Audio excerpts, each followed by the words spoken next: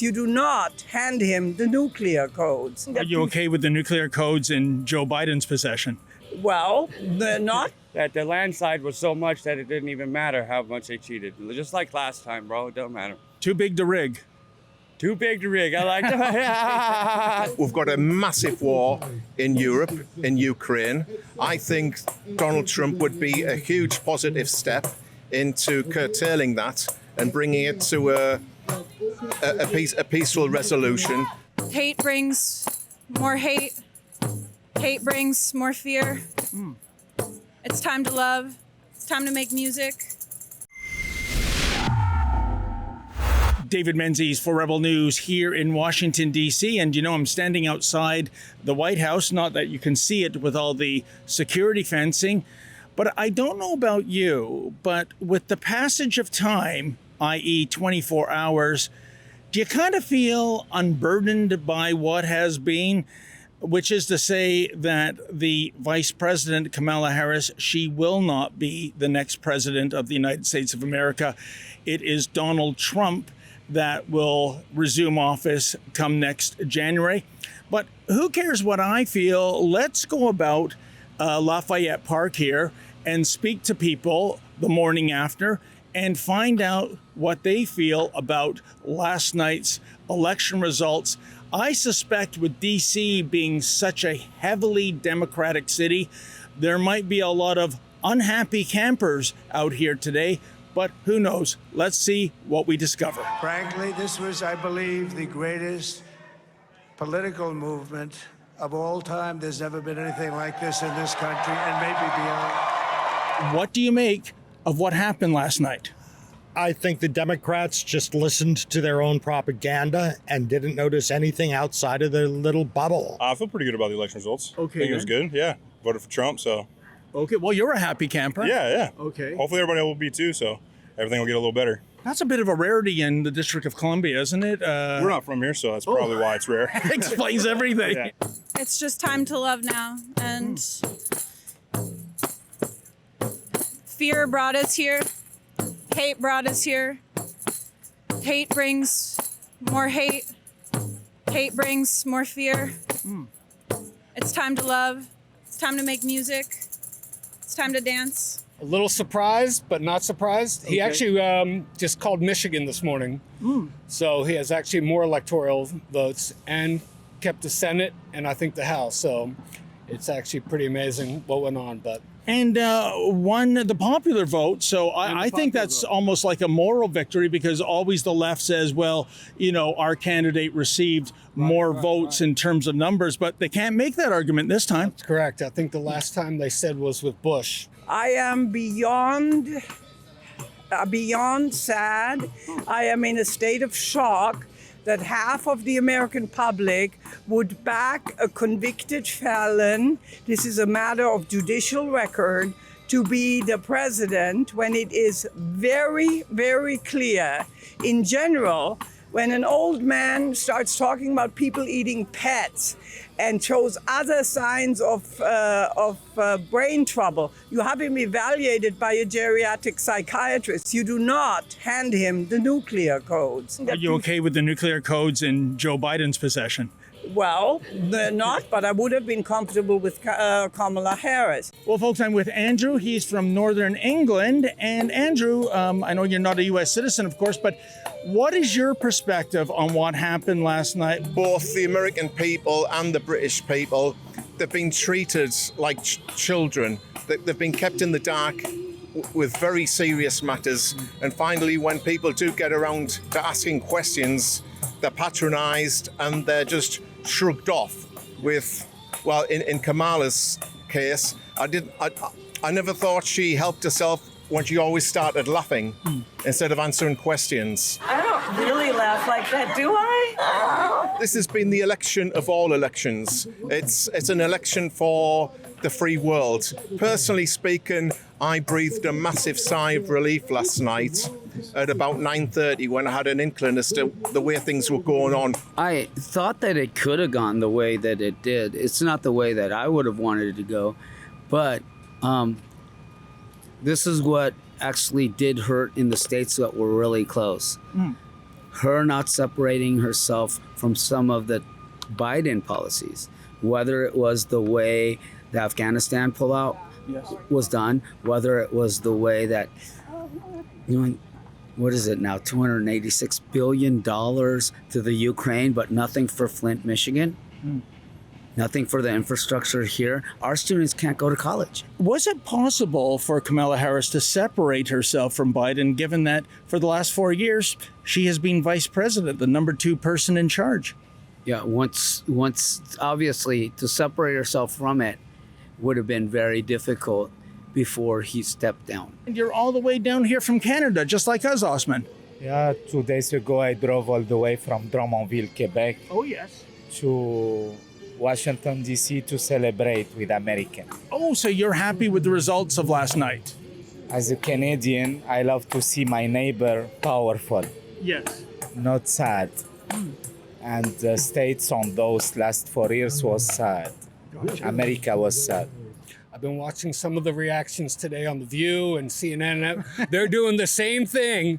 The country's this, the country's that. Everybody, so they can keep going with that route. But it's the only time I watch CNN and MSLSD is to watch them have meltdowns. It's really just comedy. You're talking to people who have invented the notion of alternative facts.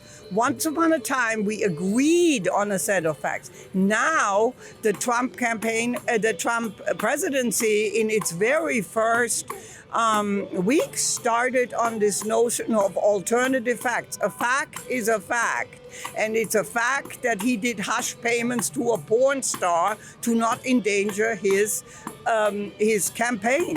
With Elon Musk and the X platform and all the narratives basically being destroyed that the Democrats have released within the last 2 years on that platform, so many people have been so awakened to different things. It's incredible. The Democrats constantly talk about opposing racism, but it's obvious they've turned into awful racists themselves.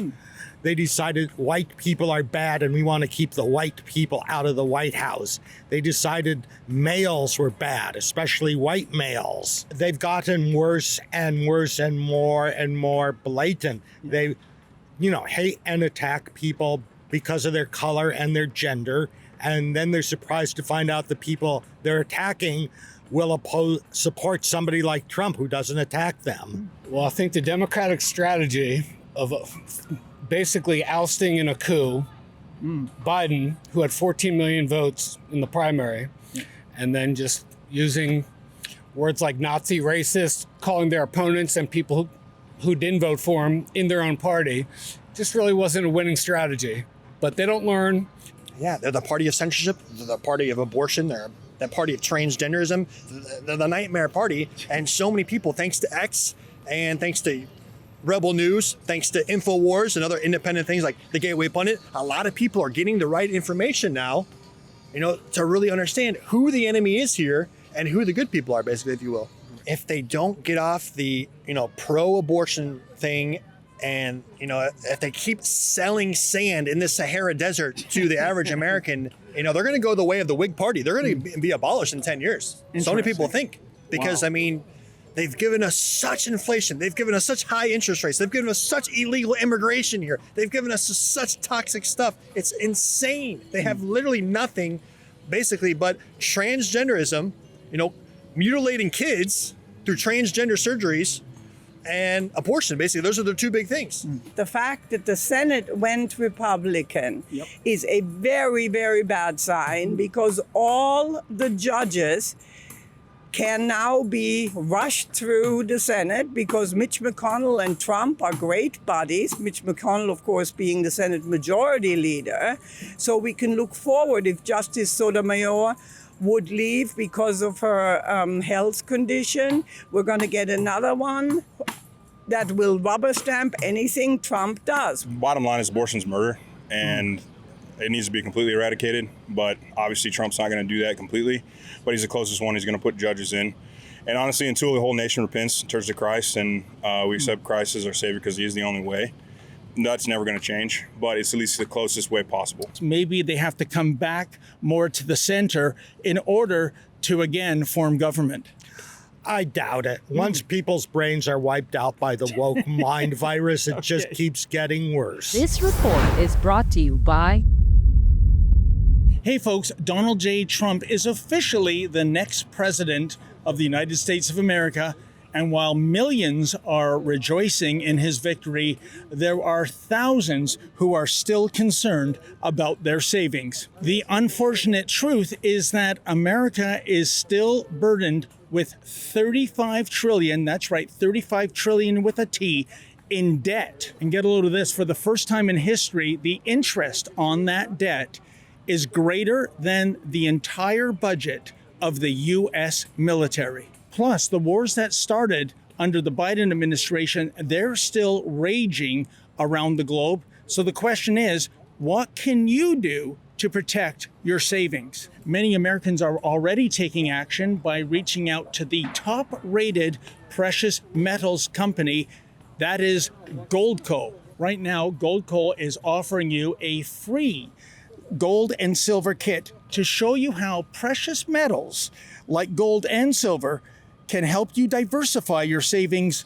before it's too late. Visit rebelnewsforgold.com to get your copy free of charge. Plus, you could receive a special 10% match on bonus silver for qualified accounts. Once again, that's rebelnewsforgold.com, rebelnewsforgold.com.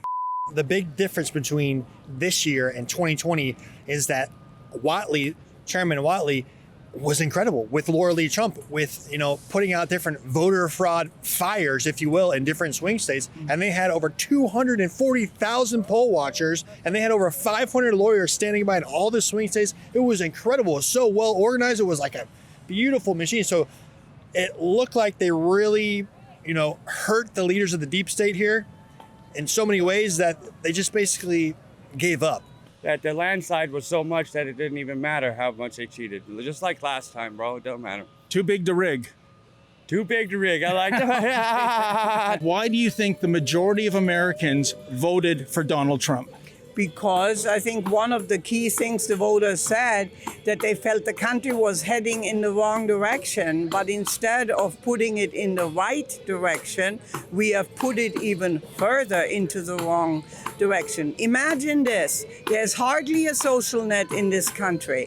They're talking about cutting Social Security, Medicare are in danger. Whom will that hurt? The very people who championed this candidate. I mean, ask yourself, what kind of place is it where West Virginia, one of the poorest states in the nation, is backing somebody who is showing no consideration for people that are having economic challenges? Personally, I think Trump's a little more relatable, maybe. I mean, obviously he's got his own issues, but I think nobody knows who Harris is. I mean, I don't have a clue what she thinks, how she feels about stuff. And on top of that, we know what Trump has done. And yeah, he says things that are dumb, but at least we know who he is and what he does. And also he's got a good record of achieving things from his past presidency. The people aren't willing to think for themselves. They're willing to be guided. And they're guided by what the media is paid to have the most campaign commercials on. So the minds of the people are going to go by who's got the big campaign commercials, who sponsors the evening news. I'm talking about on major networks. We've got a massive war in Europe, in Ukraine. I think Donald Trump would be a huge positive step into curtailing that and bringing it to a peaceful resolution. Likewise, with the situation we've got in Israel, as to whether or not he will or can do anything about that, I do think it's a massive step in the right direction for world peace. I ask one question for you. Did you vote for Trudeau? Oh, God, no. Oh, good.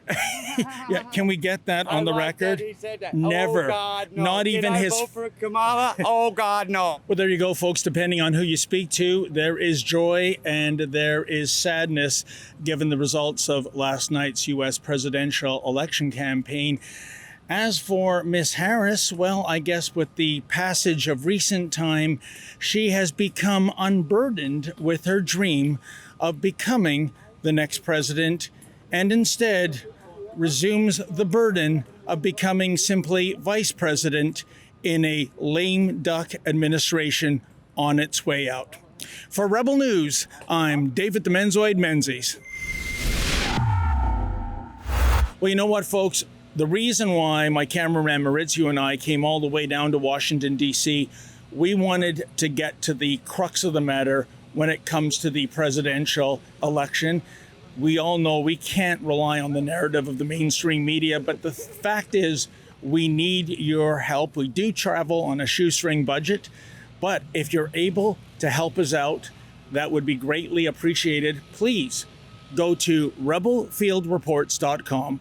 That's rebelfieldreports.com. And if you're able to kick in $1 or $3 to help us with our expenses, that would be greatly appreciated.